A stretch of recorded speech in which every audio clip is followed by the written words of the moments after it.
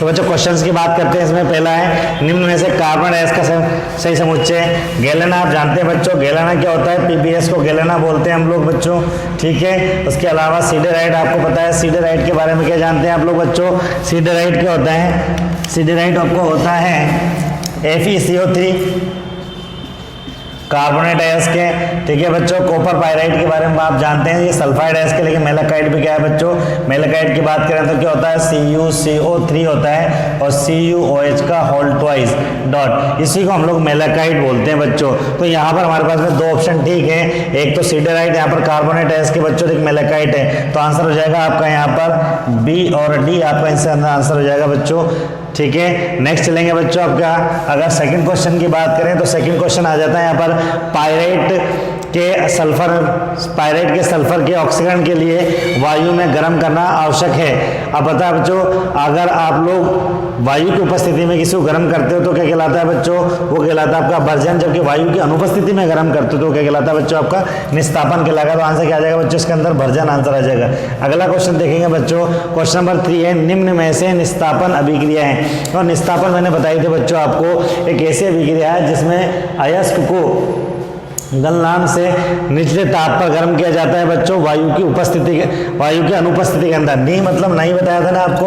तो यहाँ पर आप लोग देख रहे हैं ZnCO3 Zn प्लस CO2 हो जाएगा, मतलब आंसर हो जाएगा हमारे पास में यहाँ पर फर्स्ट आंसर हो जाएगा ZnCO3 equal to Zn plus CO2। अगला क्वेश्चन देखेंगे, क्वेश्चन नंबर 4 है बच्चों हमारे पास में, हाइड्रेटेड एल्यूमिना के निर्जल एल्यूमिनियम में परिवर्तन। हाइड्रेटेड एल्यूमिना का मतलब हो गया हमारे पास में Al2O3.2H2, जिसको आप लोग बॉक्साइड कहते हो।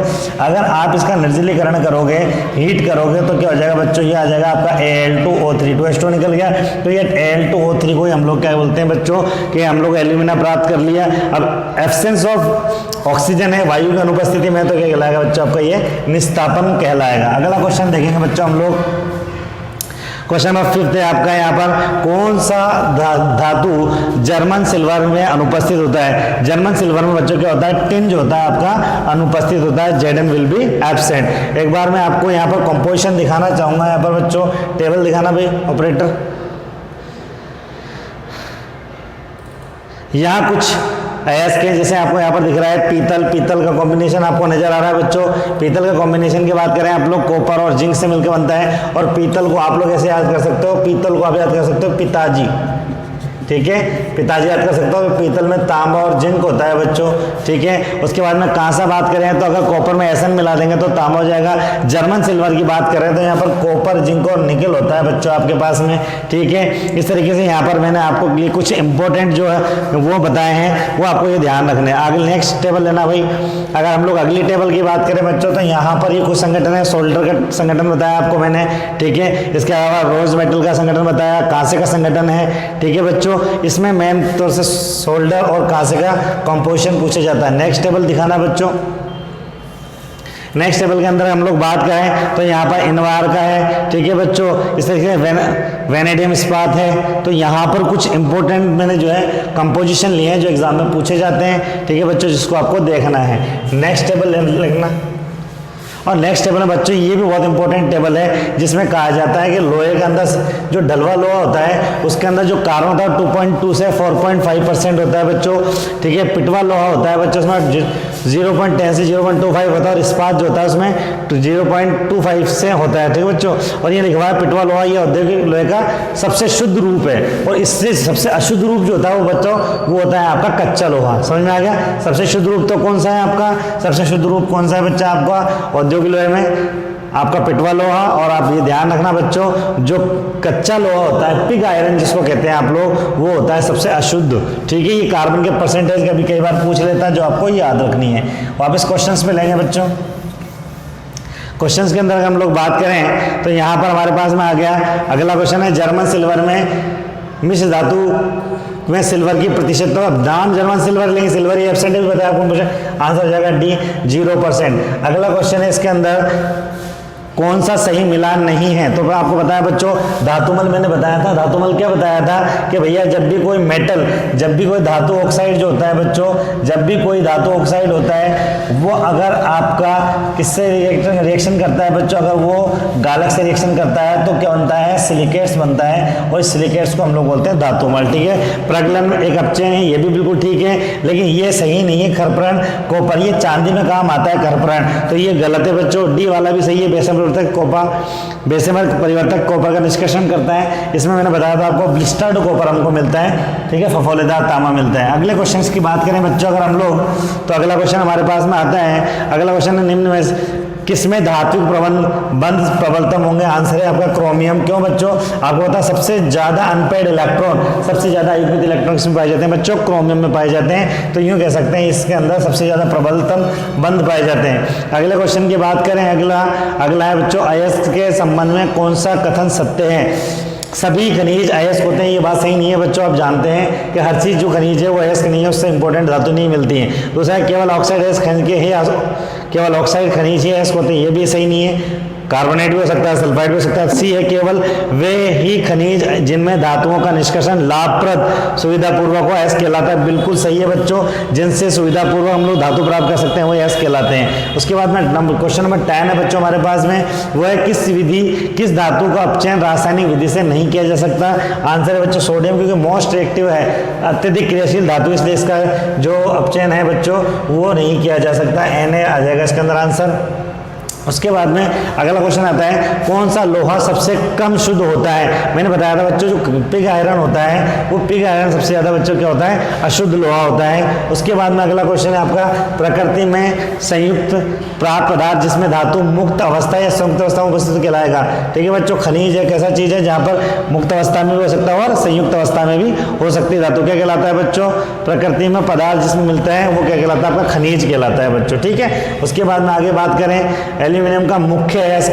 देखो बच्चों आपको बताया ये सारे अयस्क हम लोग बात करें तो सारे उसके एल्यूमिनियम के अयस्क हैं, लेकिन बॉक्साइड इसका मुख्य अयस्क, जिससे अधिक मात्रा में एल्यूमिनियम प्राप्त होता है। अगला क्वेश्चन बात करेंगे बच्चों हम लोग, अगला क्वेश्चन है क्रायोलाइट है। क्रायोलाइट जानते हैं आप लोग Na3AlF6 होता है क्रायोलाइट। तो आप देख लेंगे सोडियम एल्यूमिनियम फ्लोराइड ही हमारे पास में क्या कहलाता है बच्चों? क्रायोलाइट कहलाता है। तो सी वाला इसमें आंसर चला जाएगा। आगे चलेंगे बच्चों, क्वेश्चन नंबर 15 है मेलेकाइट है।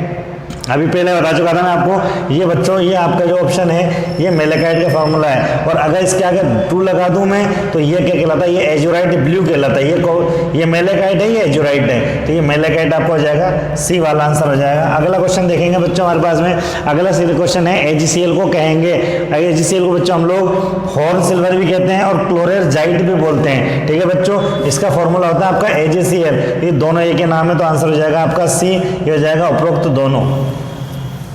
अगला क्वेश्चन देखेंगे बच्चों, इसके अंदर हम लोग अगला क्वेश्चन है सिल्वर गैस के बारे में सही कथन है। पहला है हॉर्न सिल्वर वस्तु है, सिल्वर ग्लास होता है। ठीक है, दूसरा है सिल्वर ग्लास का सूत्र Ag2S होता है और क्लोरेजाइट का सूत्र AgCl। ये सी वाला इसमें करेक्ट हो जाएगा, अभी थोड़ी देर पहले बताया आपको बच्चों।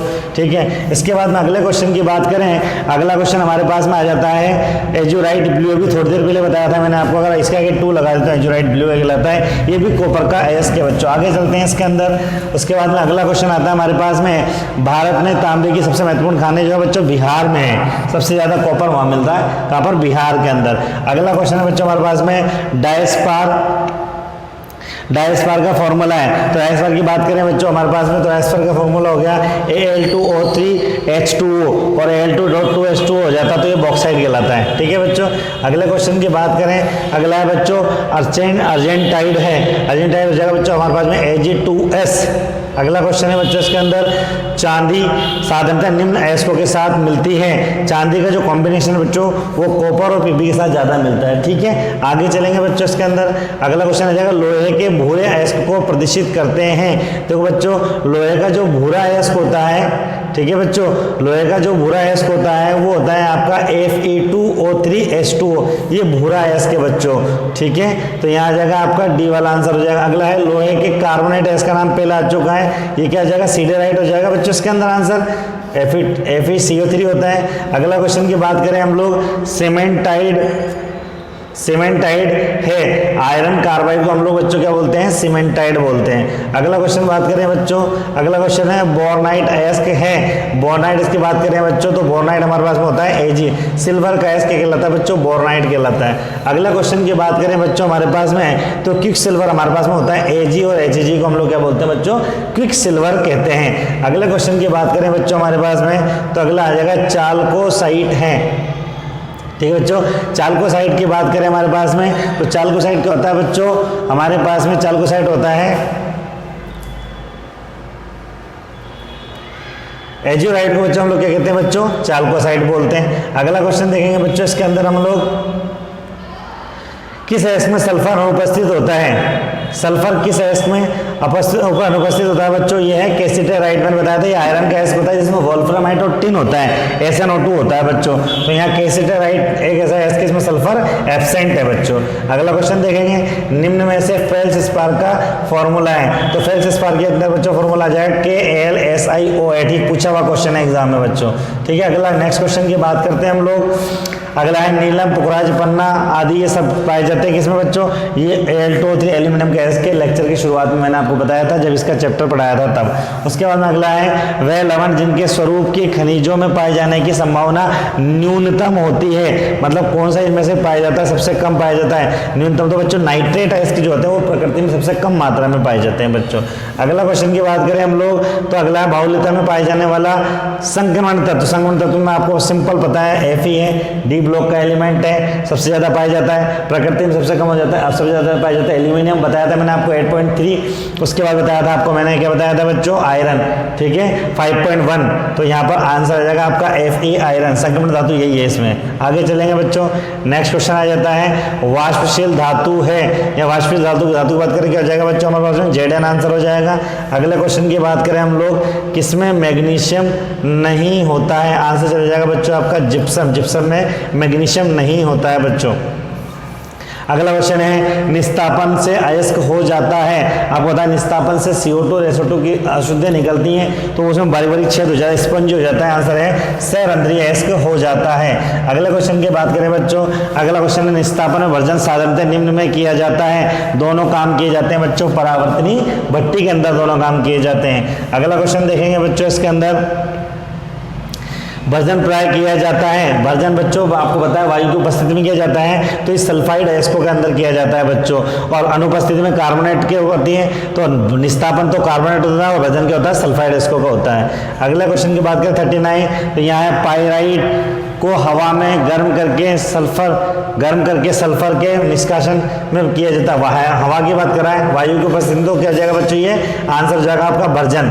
अगला क्वेश्चन देखेंगे, लास्ट क्वेश्चन है निस्तापन तथा भर्जन दोनों हैं, एक ही प्रक्रम के दो भिन्न नाम हैं, धातु के अपक्षरण हेतु प्रयुक्त कहते हैं। नंबर सी है प्रक्रिया परावर्तनी भट्टी में की जाती है, ये सी है बच्चों आपका आंसर बिल्कुल ठीक है। तो ये थे बच्चों आपके 40 इंपॉर्टेंट क्वेश्चंस जो एग्जाम में पूछे जाते हैं। ठीक है बच्चों, आपको तरीके से याद करने हैं। इसके अलावा आपको क्या बच्चों यहाँ पर इसके अंदर एक थर्मोडायनेमिकल प्रिंसिपल भी दिया हुआ है, वो है del G is equal to del H minus T del S. और मैंने बताया था कि ऊष्मागतिकी के अंदर भी और धातु क्रम में भी डेल जी का मान नेगेटिव, इसका मान नेगेटिव, इसका मान क्या होना चाहिए बच्चों, पॉजिटिव होना चाहिए। इस चैप्टर के अंदर बाकी पूछा जाता है आयरन के कंपोजिशन के बारे में, वो मैं बता चुका हूँ बच्चों आपको। इसके अलावा जनरली कई बार पूछ लिया जाता है आयरन के इसके बारे में अलावा पूछ लिया जाता है आपसे कार्बन की प्रतिशत मात्रा पूछ ली जाती है लोहे के अंदर। ठीक है बच्चों, जो कुछ खास क्वेश्चन थे कर लेंगे, अगले लेक्चर में हम लोग मिलते हैं बच्चों और बाकी डिस्कशन करेंगे हम लोग, शुरुआत करेंगे हम लोग। और देखिए 2 लेक्चर्स की जिसके अंदर हर एक लेक्चर के अंदर हम लोग क्या करेंगे बच्चों, क्वेश्चंस हर एक लेक्चर के अंदर एक क्वेश्चन आपका सॉल्व होगा। अगली बार हम लोग बच्चों क्या करेंगे, अगली बार ऑर्गेनिक की क्लासेस लेंगे। ठीक है बच्चों, मिलते हैं अगले लेक्चर के लिए, तब तक के लिए धन्यवाद।